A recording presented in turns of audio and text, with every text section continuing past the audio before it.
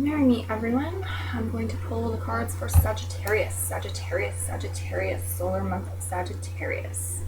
Appropriately enough, I'm in winter wear. So I'm still using the same decks, the Osha Zen, the Navigators of the Mystic Sea, and the White Eagle Medicine Wheel deck.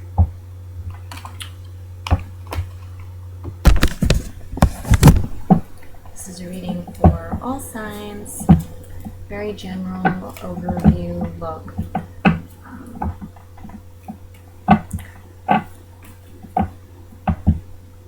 Solar month of Sagittarius.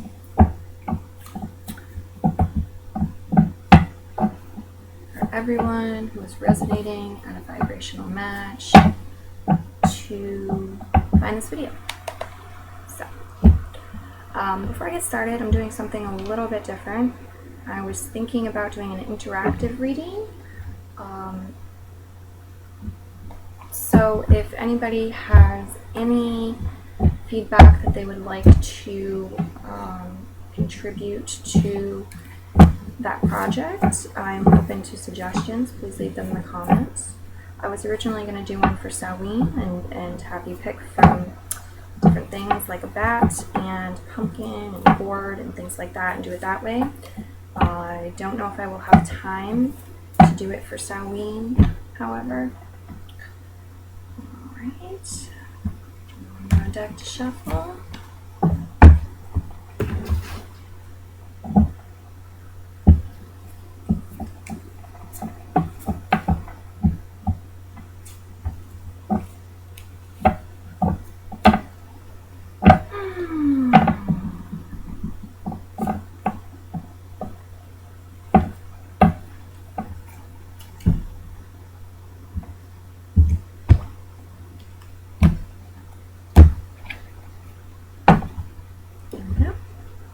Starting with the Osha deck, we have the card of awareness. For the Mystic Sea Tarot. Ooh, that's an interesting feeling. It just came over me. We have Desolation, Three of Swords. It's raining out here. I just interesting feeling with this card. So see what comes with that. And White Eagle, Medicine Wheel. We have Dragonfly. So some repeat cards from earlier this year. I believe we've had Awareness a couple times and Dragonfly just once. Okay, so we'll look over the spread and get back to you. Okay, so I wish I was saying something different in a way, because we've been going through so much transformation. But I'm really seeing a lot of transformation in this month. Hopefully it's transformation that we can feel good going through. Okay, so I have the three cards here, and I looked up some of the aspects going on during the Sagittarius solar month to incorporate in here as well.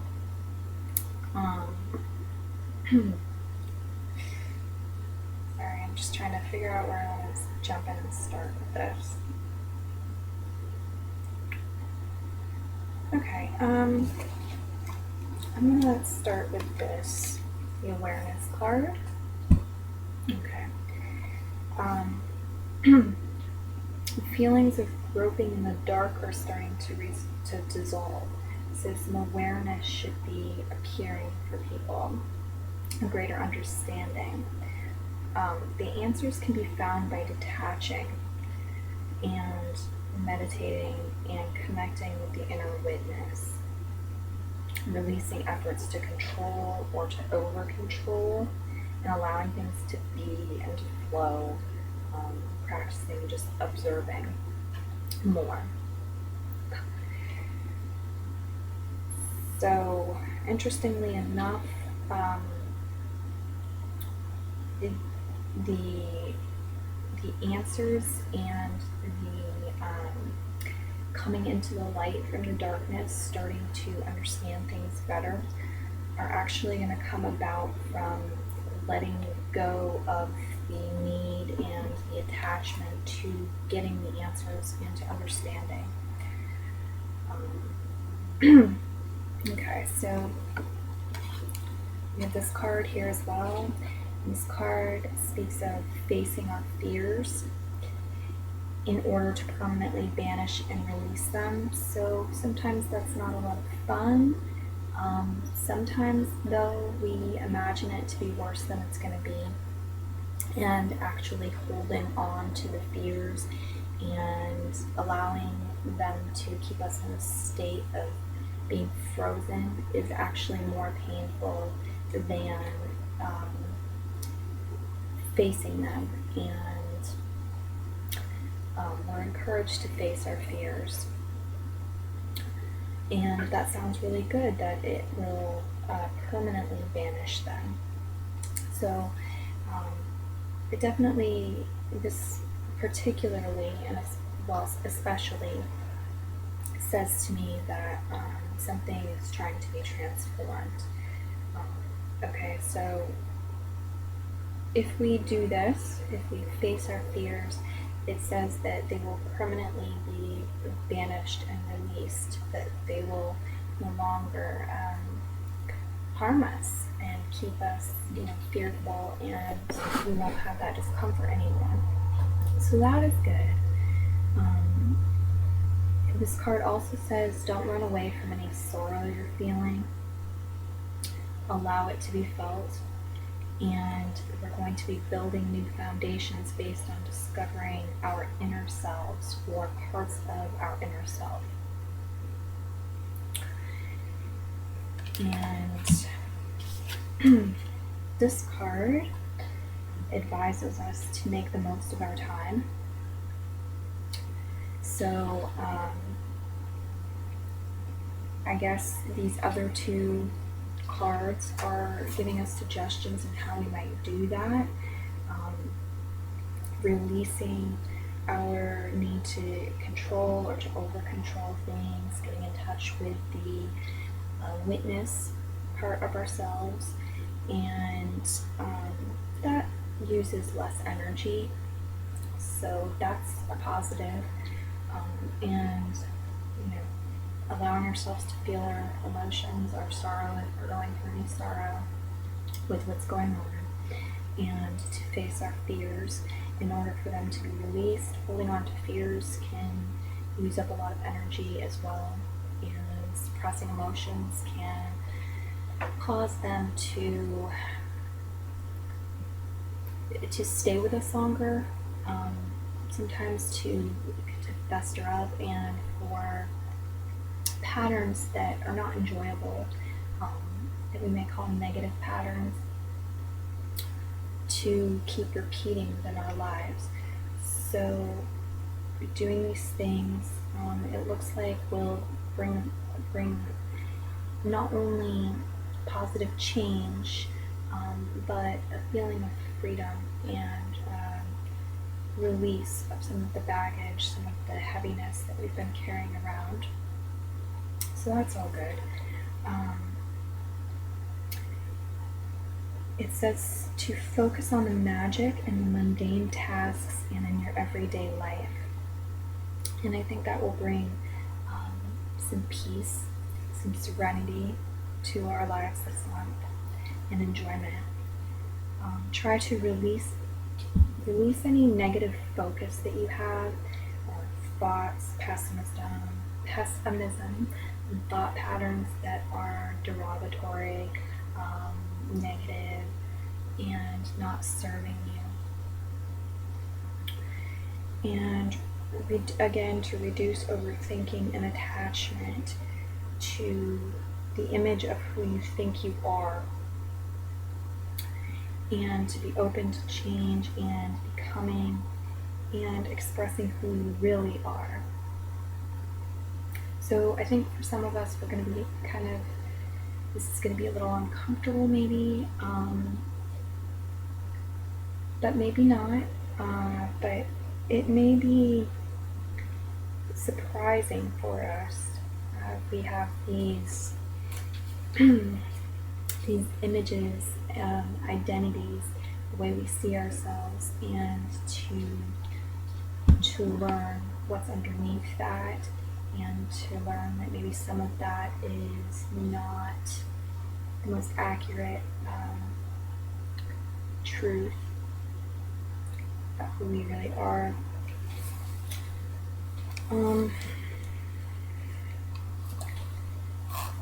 But if we're open to change and becoming and expressing who we genuinely are, that should serve us, and again, save us energy as well. It sounds like it'll be a more natural flow, and that should feel good. It should feel lighter. Sagittarius, to me, I think of Sagittarius as being very much about that, very much about lightening up, expansion, benevolence, and really joy and having fun. It's the planet Jupiter is connected with Sagittarius, and Jupiter is known as the benevolent, the planet of good fortune. And who doesn't want to become, who doesn't want to actually express their truth and be who they genuinely are and have that work for them? That's much less weight, I think, than portraying something that's artificial and trying to keep up with that and put all that energy into being fake or building up an image that is not a genuine expression of who we are authentically and who we are in our hearts. So this card also asks us to refine our skills in order to increase material abundance. So that is something very tangible, very earth grounded that we can do, is to take the time and effort and energy to spend some time doing that, refining our skills in order to increase our material abundance. There's also a message here to be humble and to give thanks and appreciation and to care to nature and to nature's spirits of nature. They help everything to grow and bloom. So connecting with that and giving appreciation and improving our relationship with nature spirits or with nature, whatever that means to you, is going to be supported this month, and I think will help. Mars is in Libra, and I interpret this to mean, along with the cards, I interpret this to have the message that some things that we may be going through this with specifically, some things that we may have fears that we need to face, may be related to our passions, our drive, our sex lives, balance, justice, fairness, partnerships, and I'm going to repeat this a number of times, so sorry if it's redundant, but I want to not half give the message. So we may be facing fears related to those things in order to permanently banish them and to release them and to move into the new. We may also be dealing with some transformations. Again, Scorpio is in Venus, and Scorpio is a sign of change and transformation.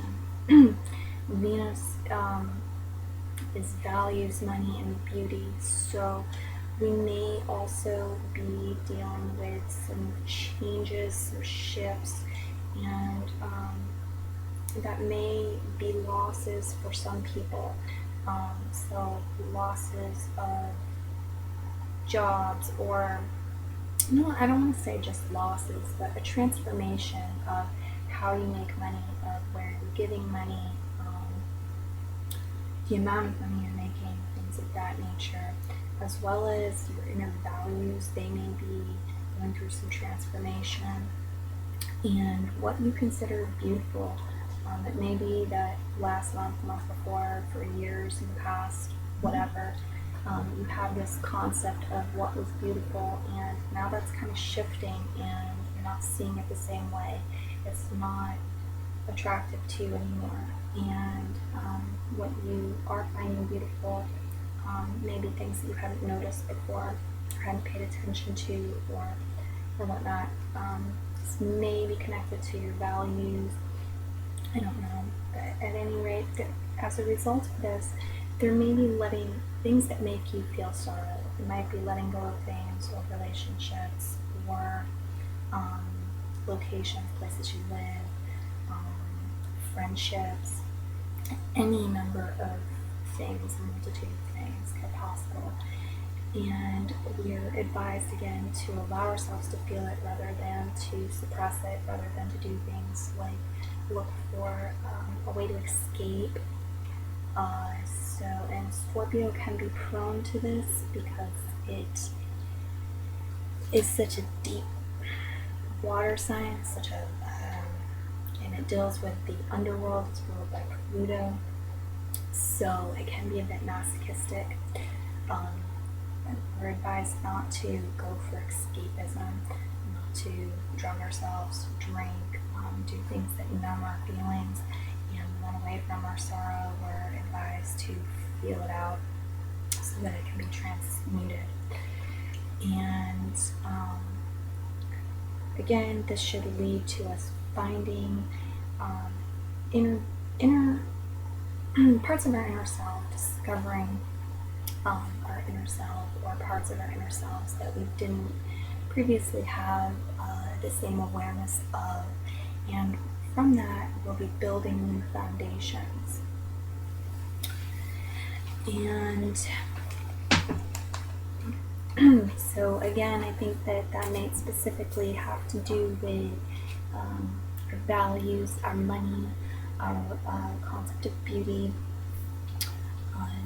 justice and how we relate to that, fairness, our partnerships, our one-on-one partnerships, our sex lives, and our passions. Okay,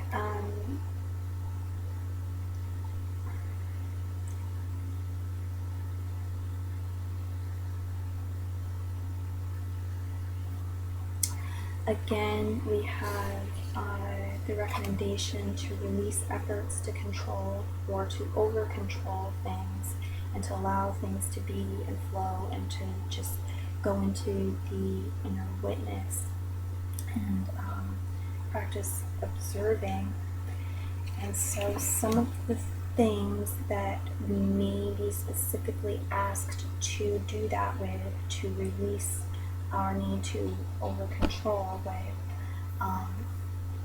may have to do with our sex lives, the transformation that we're going through with our passions. They may be changing or redirecting. We may feel less passionate about something or more passionate about something than we used to, and so forth. We may find new passions, etc. And it may be unfamiliar, so there may be a sense of awkwardness there. And again, within partnerships, a certain level of this need to reduce excessive attempts to control within them.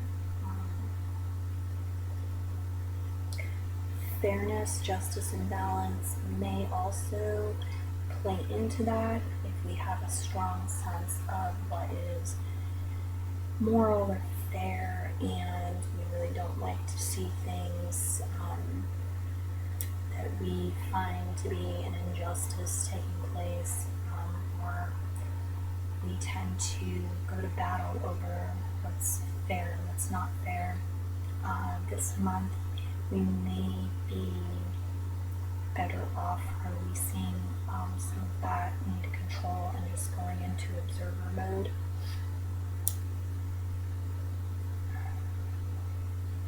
also, again, values money and beauty. Some of that may be going through transformations, and we may need to release our instinct to be in control and to over control certain situations having to do with this. Like I said, money situations, changing, shifting values, and so forth.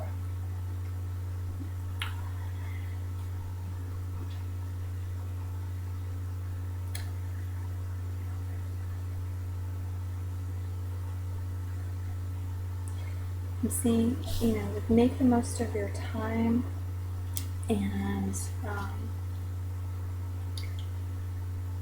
the other things that have come up, I'm thinking that a big part of what that means, make the most of your time, is about doing our best to release negative thought patterns and to not get caught in pessimistic spins, but to try to enjoy what is right now, to try and focus in on the good and the magical, even the mundane tasks in their everyday life, simplicity, and enjoy ourselves, enjoy what is there, and enjoy the processes that we're going through to the best of our ability. There's also the refined skills to increase material abundance, so I think perhaps there is a level of forward movement and effort, doing that is being asked of us. So being productive in that, working on our skills, and also connecting with nature, being a little softer,